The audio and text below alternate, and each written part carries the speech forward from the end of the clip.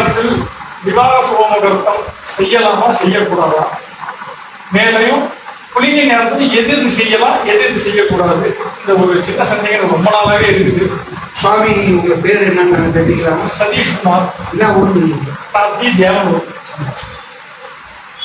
ஐயா, ஆன்மீக அன்பர்களுக்கு அனைவருக்கும் வணக்கம். ஜோதிட ஆர்வலர்கள் அனைவருக்கும் வணக்கம். இவர் பிரபல ஜோதிடருங்க. தேவனூர் கிராமத்துல பரம்பரையா புரோகிதம் பார்த்து மாடுவாங்க. அவங்களுடைய பேரனுங்க நல்ல ஜாதகம் பார்க்கக்கூடியவர். அவர் ஒரு நல்ல கேள்வி கேட்டுட்டார். இந்த கேள்வி ஆன்மீகம் சம்பந்தமாகவும் ஜோதிட சம்பந்தமாகவும் பதில் சொல்ல வேண்டிய நிலையில இருக்கிறதால நாங்க சொல்றோம். இதை அனைவரும் கருத்தினை கேட்டு தெரிந்து கொள்ளுமாறு இந்த வீடியோ மூலம் பதிவிடுகிறோம். குளிகன் என்பது சனியினுடைய புதல்வன். முதல்ல சனி என்றால் எல்லாரும் சனி ஒரு கெட்ட கிரகம் நினைச்சிருக்கிறது முதல் தவறு. சனி என்பவர் ஒரு மனிதனுடைய அனைத்து விதமான கர்மாக்களுக்கும் காரணகர்த்தா. இவன் செய்கின்ற தான தர்மங்கள், காம குரோத மத ஆச்சரியங்களுக்கு நிறைய செய்து பலனை கொடுக்கக்கூடியவன் சனி ஒருவனே, நீதிமான் அப்படின்னு சொல்லுவாங்க. அதனாலதான் அவனுக்கு பேரு யமாய யம தர்மராஜாய வைஸ்வரனாய பக்தானுகிரகாரன் சொல்றாங்க.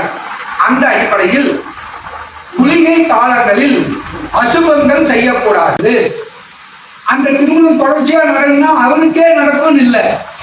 இப்ப இவருக்கு நாங்க திருமணம் பண்றோம்னா இவருக்கு குளிகை கல்யாணம் பண்ணா மறுபடியும் இவருக்கே திருமணம் ஆகுன்றது கணக்கு கிடையாது.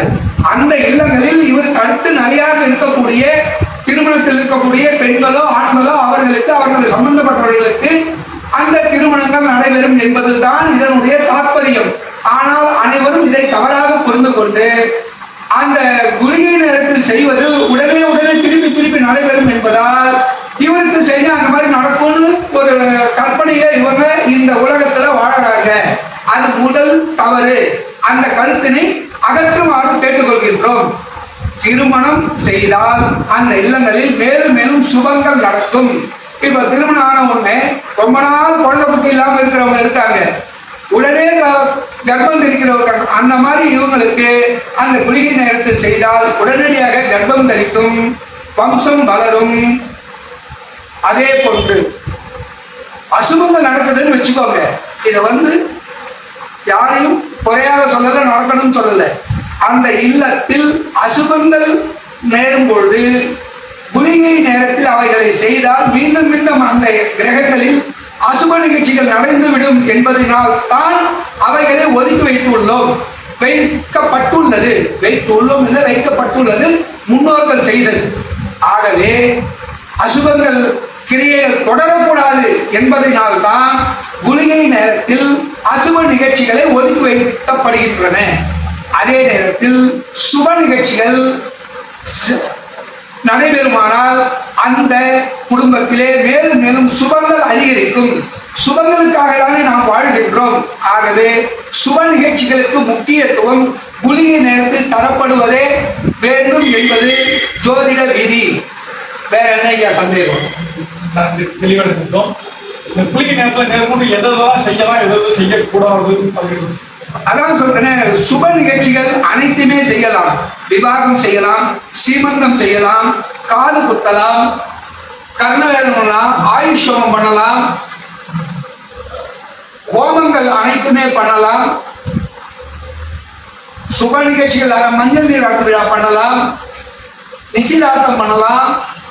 அனைத்து சுபகாரியங்களும் குளிகை காலத்தில் செய்யலாம். பிரேதம் எடுக்கிறது கூடாது, கலசம் எடுக்கிறது கூடாது. பிரேதத்தையும் அகற்றக்கூடாது. பிரேத நேரத்தில் அந்த கிரியையை குளிகை நேரத்தில் அசுப காரியங்களை ஆரம்பிக்க கூடாது. கடன் வாங்குவது தவிர்க்கப்படும். கடன் கண்டிப்பாக வாங்கக்கூடாது. குளிகை நேரத்தில் கடன் வாங்கினீங்கன்னா வாங்கினே தான் இருக்கணும். பெருமாள் குபேரன் வாங்கின மாதிரி தான் நம்ம வாங்கினே தான் இருக்கணும்.